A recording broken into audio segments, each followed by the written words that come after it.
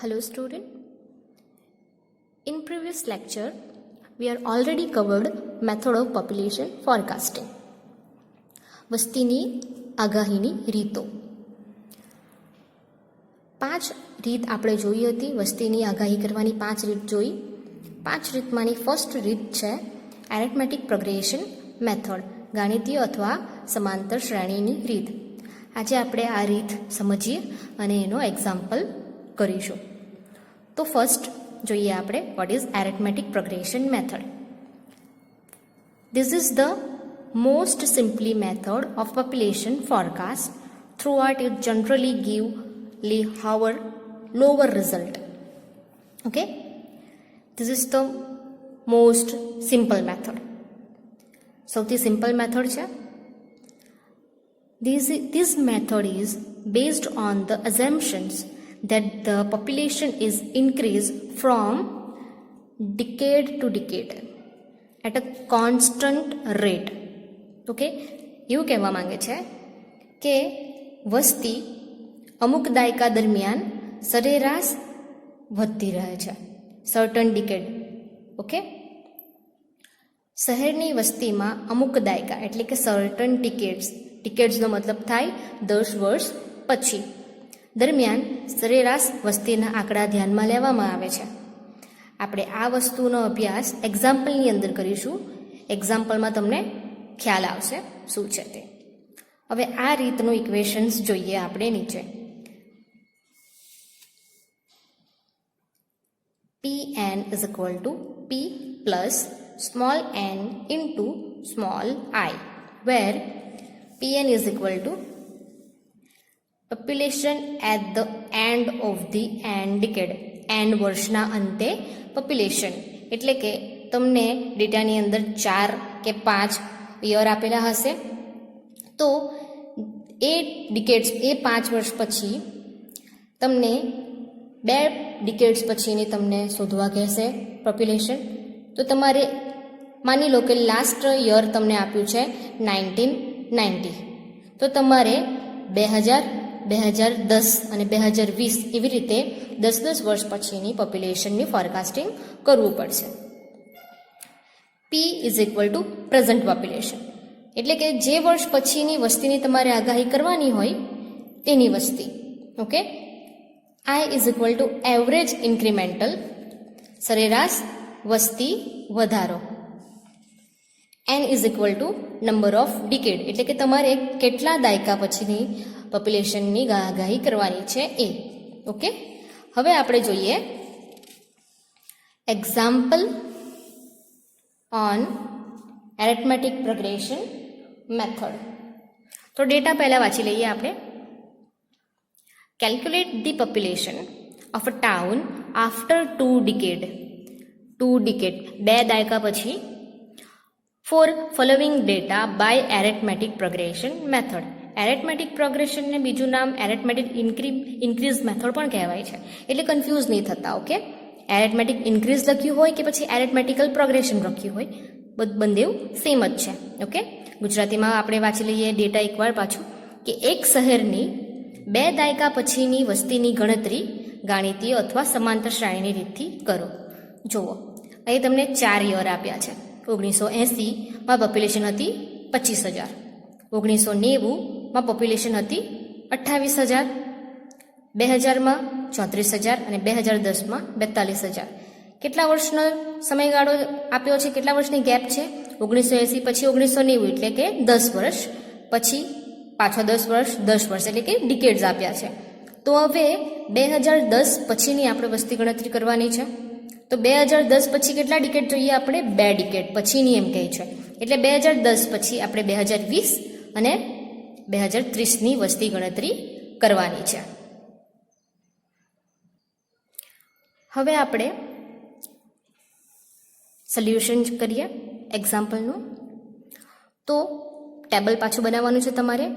First કોલમની અંદર year, સેકન્ડમાં પોપ્યુલેશન એન્ડ થર્ડ કોલમની અંદર આ વર્ષો દરમિયાન કેટલી પોપ્યુલેશન ઇન્ક્રીઝ થઈ એ લખવાનું છે. તો પહેલાં જોઈએ 1980 અને 1990 એટલે કે 10 વર્ષ પછી કેટલી પોપ્યુલેશન વધી. તો 1980માં હતી 25,000 અને 1990માં થઈ 28,000. તો કેટલી વધી 10 વર્ષમાં એ આપણે લખવાનું છે. એટલે ફર્સ્ટ રોની અંદર ડેશ 25,000 પછી વધી 28,000. તો કેટલાનો વધારો થયો, કેટલું ઇન્ક્રીઝ થયું? 3,000 જેટલું. ઓકે, તો અહીંયા લખીશું આપણે 3,000. પછી 1990 અને 2000 એટલે કે 10 વર્ષ પછી કેટલી વધી? 28,000 અને 34,000ની વચમાં કેટલું ઇન્ક્રીઝ થયું? ઓકે, તો એ વધશે 6,000 જેટલું ઇન્ક્રીઝ થયું. પછી છે 34,000 અને 42,000. આ 10 વર્ષ દરમિયાન કેટલું ઇન્ક્રીઝ થઈ પોપ્યુલેશન? તો આવશે 8,000. સમજ પડી? શું કર્યું મેં? એ બંને વચ્ચેનું કેટલો વધારો થયો છે એ ગણી લીધું. ઓકે, હવે ટોટલ કેટલું ઇન્ક્રીઝ થયું એ પણ જોઈ લઈએ. ટોટલ ઇન્ક્રીઝ કુલ વધારો કેટલો થયો?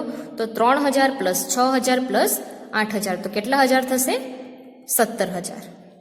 આટલો વધારો થયો કહેવાશે. હવે આપણે જોઈ લઈએ કે સરેરાશ કેટલો વધારો થયો છે. ઓકે, સરેરાશ લઈએ આનું. તો સરેરાશ વધારો લખીએ આપણે, એક સોલ્યુશન કરીએ. સરેરાશ વધારો is equal two I. Okay, સરેરાશ કેટલું છે? 3 વર્ષનું સરેરાશ 17,000.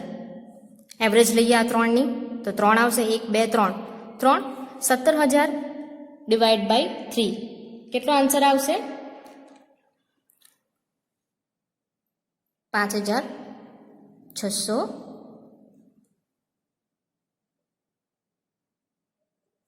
ઓકે, હવે આપણે ઇક્વેશનની મદદથી પોપ્યુલેશન ગણીએ લાસ્ટ 2 ડિકેડ્સની. ચાલો, તો ઇક્વેશન શું છે એરિથમેટિકનું? Pn is equal to P plus N into small i. તો જુઓ પાછું 2010 પછી 2 ડિકેડ એટલે કે 2010 પછી 10 વર્ષ એટલે કે 2020 અને 2020 પછી પાછું 10 વર્ષ એટલે કે 2030. 2020 અને 2030ની વસ્તી ગણતરી આપણે કરવાની છે. ઓકે, તો પહેલા ઇક્વેશન લખી લઈએ. હવે આપણે 2020ની સાલમાં કેટલી વસ્તી છે એ ગણીએ. ઓકે, તો પીએન એટલે શું થશે? n વર્ષના અંતેની વસ્તી. હવે n વર્ષના અંતે કેટલી વસ્તી છે? n વર્ષ એટલે શું? લાસ્ટ જે યરની આપણને વસ્તી આપેલી છે એ લાસ્ટ કયું યર હતું? 2010. અને 2010માં કેટલી વસ્તી છે? 42,000. તો પીએન ઇઝ ઇક્વલ ટુ શું થશે? 42,000. Sorry, P is equal to n વર્ષના અંતેની વસ્તી. Okay, P N is equal to n વર્ષના અંતેની વસ્તી. અને પી એટલે કે જે વર્ષ પછી તમે વસ્તીની આગાહી કરવાની હોય તેની વસ્તી. એટલે કે 2010 પછી આપણે વસ્તીની આગાહી કરવાની છે, 2020 અને 2030ની. તો 2010માં કેટલી વસ્તી હતી? 42,000. ઓકે, તો પીએન ઇઝ ઇક્વલ ટુ પી એટલે શું આવશે? જે વર્ષ પછીની આગાહી કરવાની છે તે વસ્તી. એટલે કે 2010ની વસ્તી કેટલી છે? 42,000. 42,000 પ્લસ એન. એન એટલે શું છે? પીરિયડ, સમયગાળો, વર્ષ અથવા તો દાયકામાં. તો આપણને કેટલા ડિકેડ્સ પછીની આપણે વસ્તીની આગાહી કરવાની છે? 2 ડિકેડ પછીની. તો આપણે પહેલા ડિકેડ એટલે કે 2010 પછી કેટલી વધી એ આપણે જોવાની છે 2020માં. એટલે એક દાયકો થયો. તો એન ઇઝ ઇક્વલ ટુ શું આવશે? 1 ઇન્ટુ આઈ. આઈનું આઈ એટલે કે સરેરાશ વધારો જે આપણે ગણી ગયા.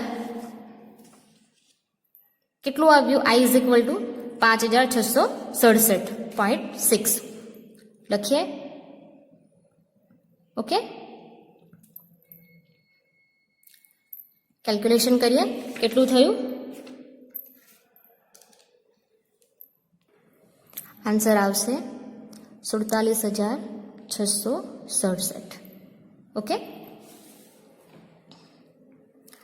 હવે આપણે 2030ની સાલમાં વસ્તી વધારો શોધીએ. Okay, PN is equal two, હવે પી મતલબ શું છે?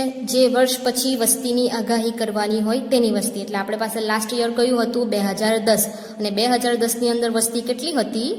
42,000 પ્લસ એન.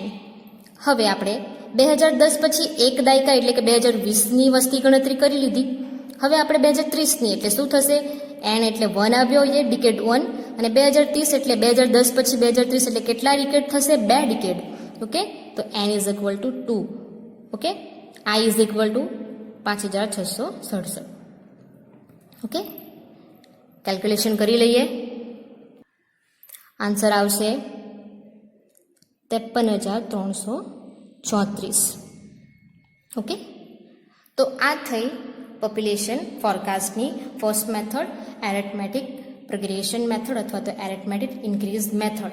2010 પછીની 2 દાયકા પછીની આપણને વસ્તી ગણતરી કરવા કીધી હતી, તો 2010 પછી 2020, 2030. ઓકે.